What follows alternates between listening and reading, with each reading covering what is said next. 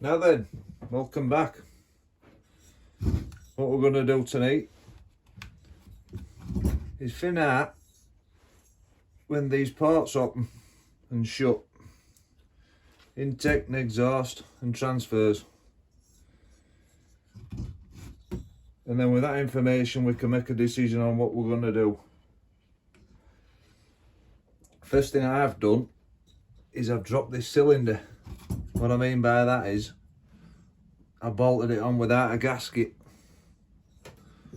so that instantly has altered as timing transfers. Now your gasket's only a cock hair thick, but when you're dealing with something with such a short range of movement, cock hair's a long way. But you need to make sure you've enough clearance in the top of your piston and your cylinder to allow you to do this. Now, just by pulling it over, I know the piston isn't going to hit the top of the cylinder, but that just isn't enough. What we need to do is establish what's called squish. What do I mean by that?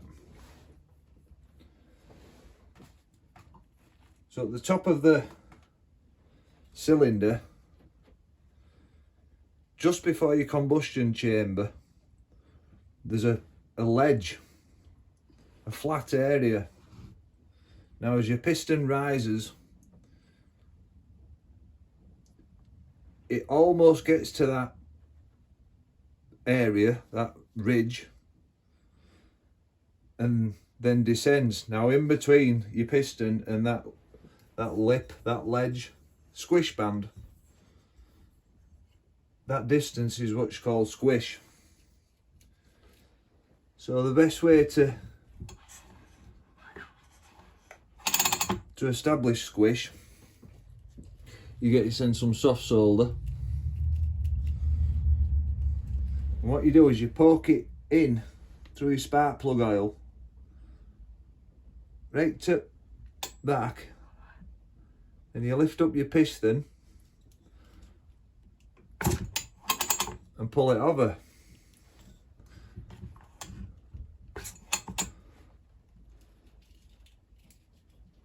So what's that achieved? So your piston and that squish band have had this piece of solder in between, and the piston has squashed it, and that's the value we're wanting to know. How much has it squashed it? Made a bit of a bollocks of that one. Again, right tip back, up you come, there. And then with just the calipers, you measure it. Once they're zeroed, of course.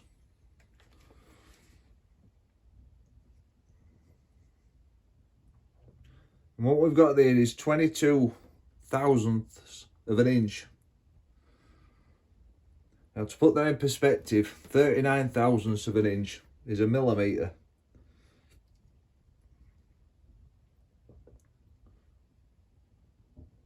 So that's just over half a mil.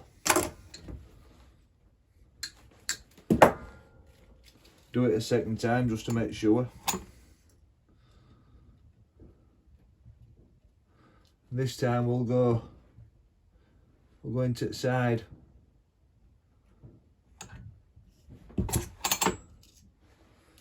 By moving position, that'll tell us whether everything's nice and plumb and level.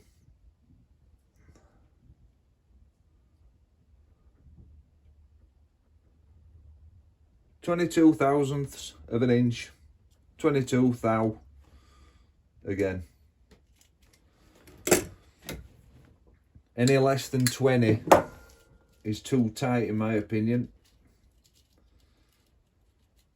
You're going to get expansion in here, pistons getting bigger in all directions. You're going to get carbon build up as it's running. We need a little bit of wiggle room for that.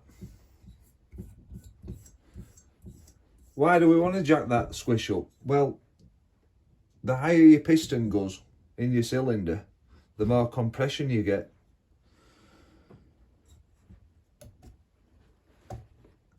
Which is always a good thing.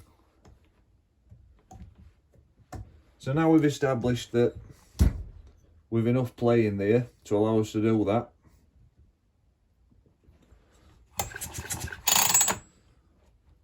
We may as well check compression. Get the good old eye gauge out. You ought to take my word for it, because that were an 8th rutch. It was jumping all over the chuffing bench. And then, because there's not to grab order, I had to kneel that bleeding thing.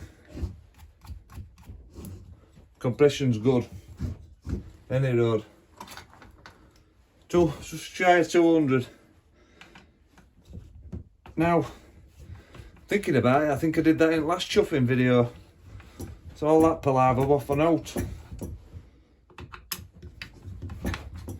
Well, it's wound me up, I suppose. Any road. Off this comes now.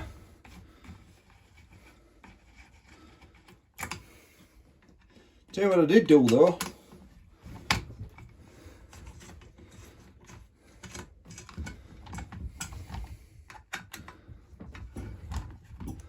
I put a little shoulder on these bolts, stripped all the thread down there.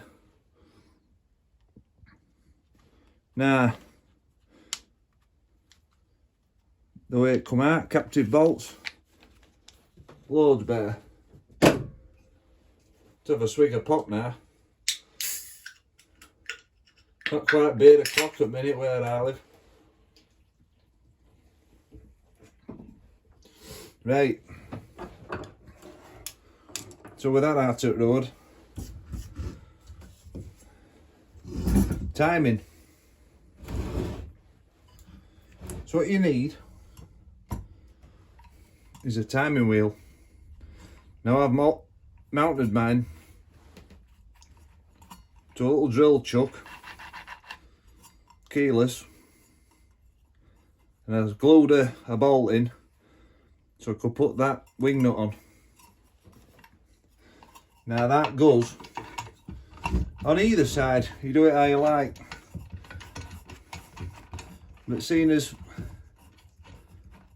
it's a damn sight easier to get your clutch off than it is your flywheel, and you've got all this to grab onto that flywheel side to turn it. So, top dead centre.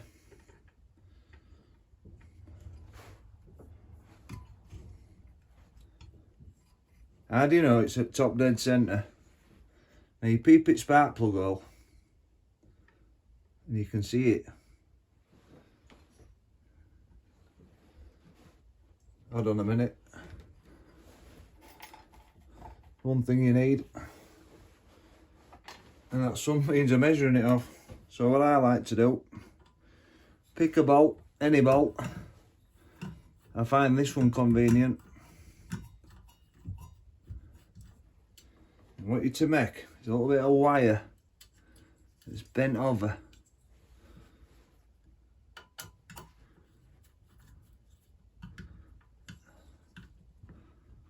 And that acts as a little needle.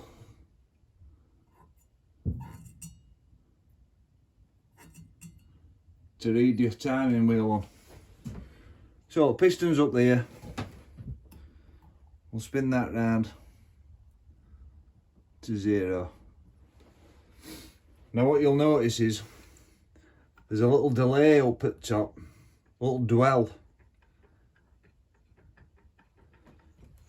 So that's going to put discrepancies in his wheel. There's a few ways of doing this. I find by far easiest way, if you get a piston stop and screw it in, and you bring your piston up till it hits there. What we got there? 36. And if you take your piston down, back up, what we got there now? You see, 40. So 36 and 40. So if we get that to 38, back down, back up, 38,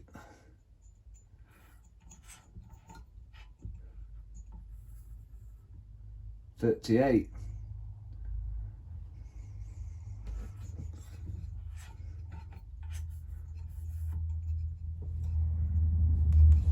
When you whip your piston stop out now,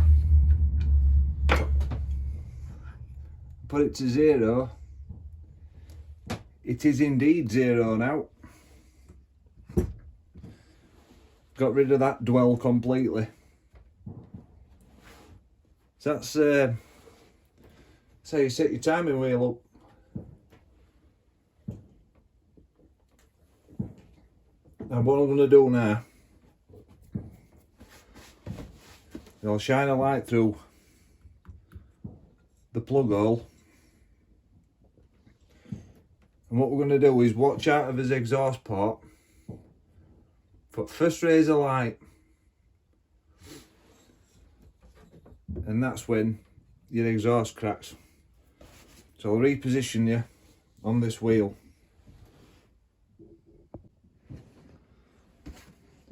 So you put a torch on your spark plug hole. Your piston, as you can see, is at top dead centre. What you're to do is rotate it now whilst peeping in exhaust, and what you're looking for is literally the first little crack of dawn coming through that piston. Back there. So what we got?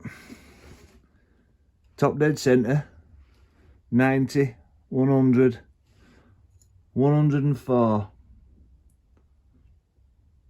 I think perspective at camera's playing up. It is 104, is that? Yeah, 104. Write this down. Exhaust opens 104 degrees after top dead centre. Now, what you've to do, again, peeping in, but this time through spark plug hole. If you look, keep turning your piston so you can just see your transfers on them. So again, top dead centre, exhaust opens somewhere around here, and then your transfers on just after. We got, so top dead centre, 90, 100, 120, 130, 134 degrees after top dead centre is when transfers open.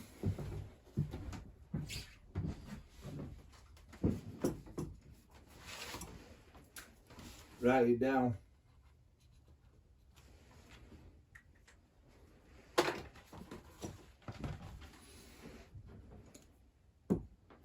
So I'll have to shift it again. Oh no, maybe not, might be alright. So now that's established,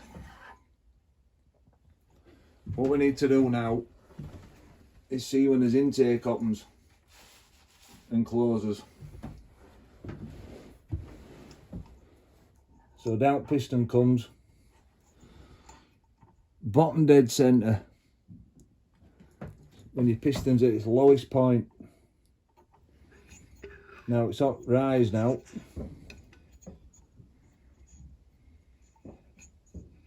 We're just spining this hole here, your intake, just to when it cracks.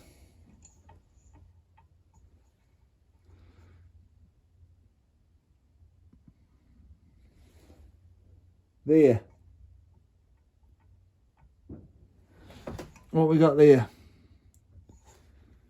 190, 104 degrees. This time it's after bottom dead centre. Write it down. 104 after bottom dead centre.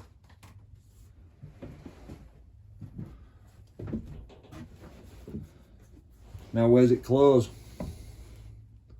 So up it goes. Down it comes.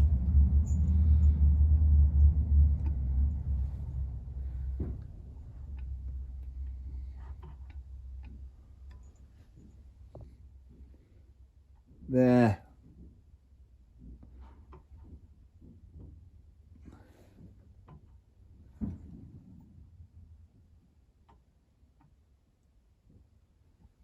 There, closed. So 76 degrees after top dead centre.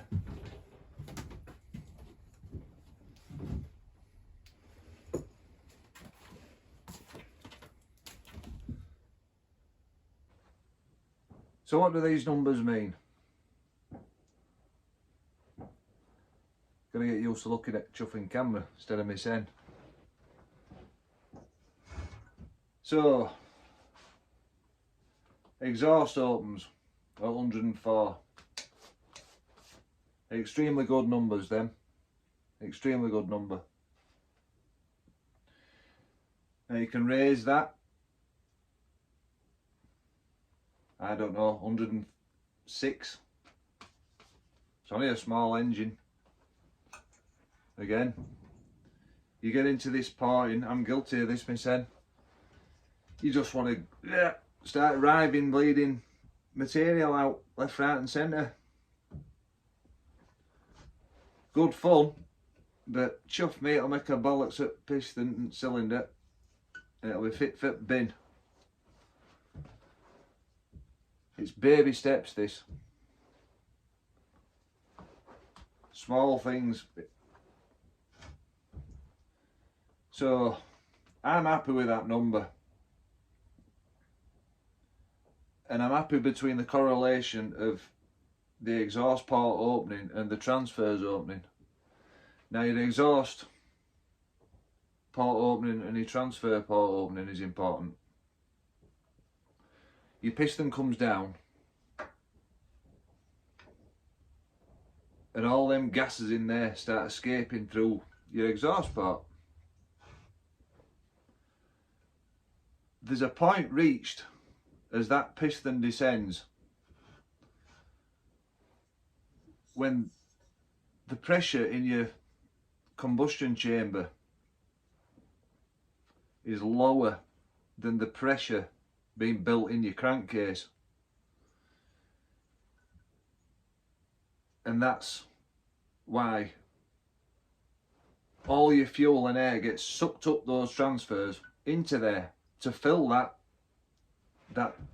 difference in pressure and to flush all those exhaust gases out. Now, if your exhaust opens a lot sooner, you get much more of a revy saw. higher RPMs. But higher RPMs is not the king.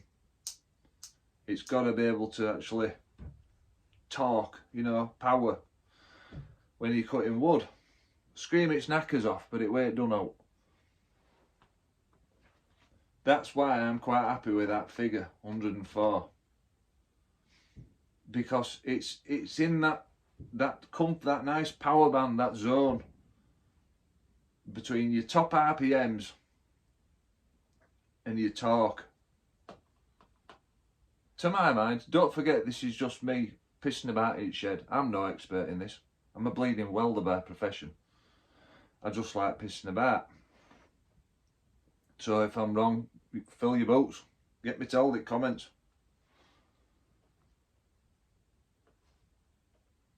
One thing that I am going to do though is open, not raise. There we go, looking at the screen again. Raise the exhaust port. I'm not going to do that. I am going to widen it ever so slightly. Because what I want, what it is at minute, it's almost a bit of a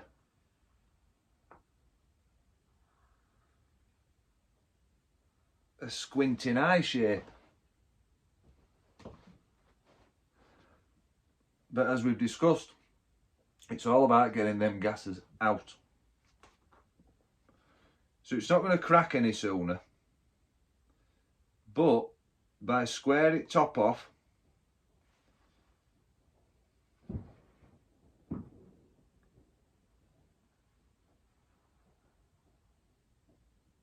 and giving it just that little tweak on the width, like this, I think that'll improve flow no end, which is what it's all about. All this thing does is move air through itself. So the better flow that it's got, the happier it'll be.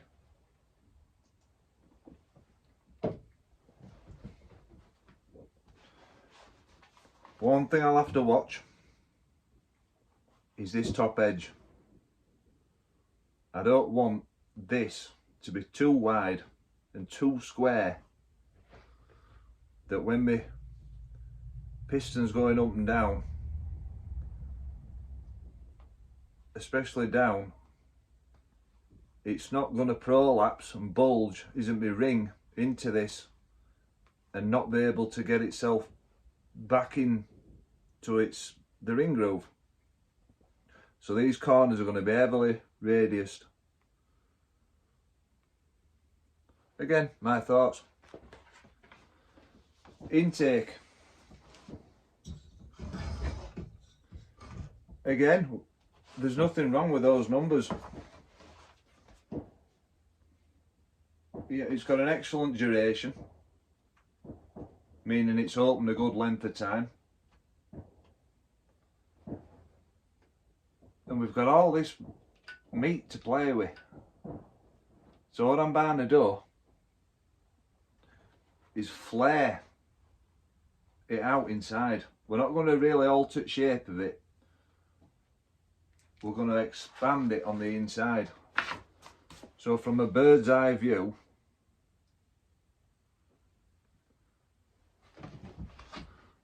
that there,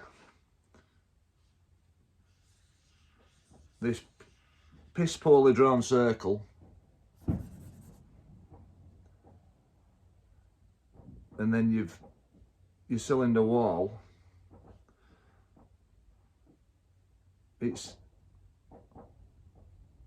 you know, like this at minute. See this dotted line? So we're gonna take it as far as we can there and there before we bust through sides, and flare it in there. So there's, as fuel air mix is running in, it's straight in, smooth, beautiful.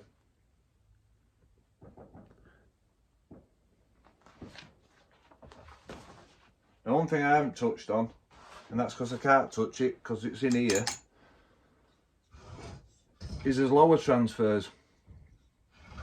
Now, through experience, what I do know is your lower transfers, where they open, is slightly narrower than the case will allow. So again, we're not going berserk, grinding away for fun of it. We're just gonna bit of smoothing, bit of fettling, bit of widening, bit of polishing, just to make this thing move air through itself and out of itself more efficiently. That's it. So hopefully next time we'll have Dremel art. Civvy.